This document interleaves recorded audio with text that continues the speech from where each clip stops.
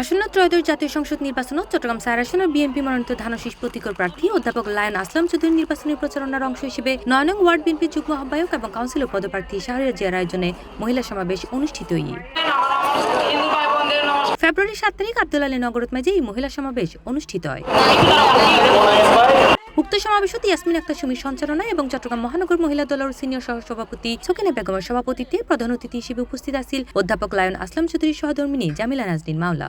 আপনারা আপনাদের মৌলিক অধিকার যেটা ভোটটা প্রয়োগ করবেন ধানের শীষে আমার স্বামী মোহাম্মদ আসলাম চৌধুরীকে। আপনারা আগে ওনাকে জয়যুক্ত করেন, একটাবার সুযোগ দেন, দেখেন উনি কি করতে পারেন। ওনার হাতকে শক্তিশালী করলে উনি এই সীতাকুণ্ড চট্টগ্রাম ৪ আসনটাকে পুরা বাংলাদেশে পরিচয় করিয়ে দিতে পারবেন বলে আমার বিশ্বাস। আপনারা ইতিমধ্যে জেনে গেছেন আমার পরিবার নিয়ে আমি মোহাম্মদ আসলাম চৌধুরী সহধর্মিনী জামিলা নাজনীন মাওলা আপনাদের সামনে কেন এসেছি।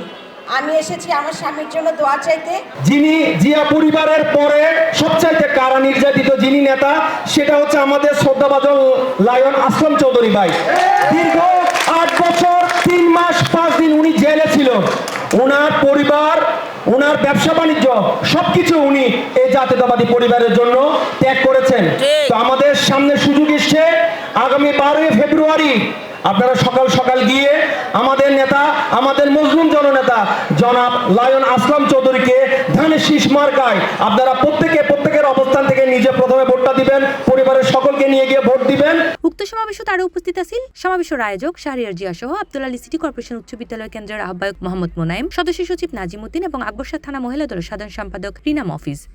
পুরা পরিবারের সবাই মিলে এই প্রশাসনের স্ট্রাগলটা ওনারা ফেস করেছে। এই ফেসটা করেছে উনি কিন্তু পরিবারের জন্য করে নাই, উনি করেছে বাংলাদেশের মানুষের জন্য।